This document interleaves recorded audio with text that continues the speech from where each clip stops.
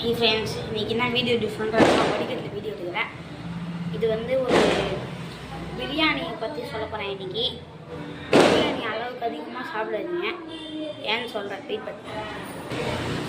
சத்ரபதி சிவாஜி அப்படின்னு சொல்கிறவங்க வந்து ஒரு செஃப்புக்கிட்ட வந்து என்ன பண்ணாங்கன்னா, நல்லா நீங்கள் பிரியாணியை நல்லா சமைக்க தெரிஞ்ச அளவுக்கு நல்லா வந்து போகணும், எத்தனை சமைக்கிற ஆள் கூட நான் கொடுக்குறேன் அப்படின்னு சொன்னான்.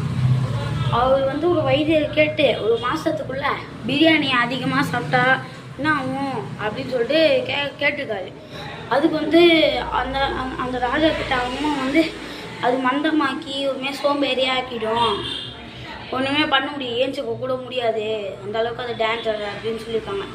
உடனே அந்த சிவாஜி அந்த செஃப்புக்கிட்ட அந்தமாரி சொன்னதுனால அந்த செஃப்பும் அந்தமாரி நல்லா பிரியாணி டெய்லியுமே அந்த இன்னொரு நாட்டு, அதாவது எனிமி நாட்டுக்கிட்ட கொடுக்க சொல்லியிருக்காரு. அந்த பிரியாணி நல்லா வகையாக சமைச்சி நல்லா எண்ணெய் ஊற்றி அந்த மாதிரி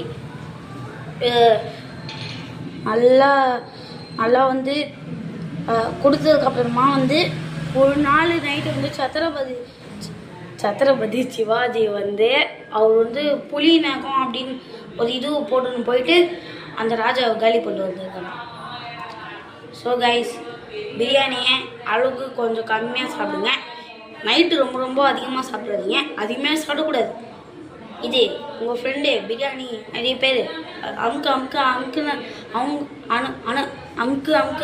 அப்படியே சாப்பிட்டுக்கினே தள்ளிக்கினே இருக்காங்க பிரியாணி, அவங்களுக்கு ஷேர் பண்ணி கொடுங்க.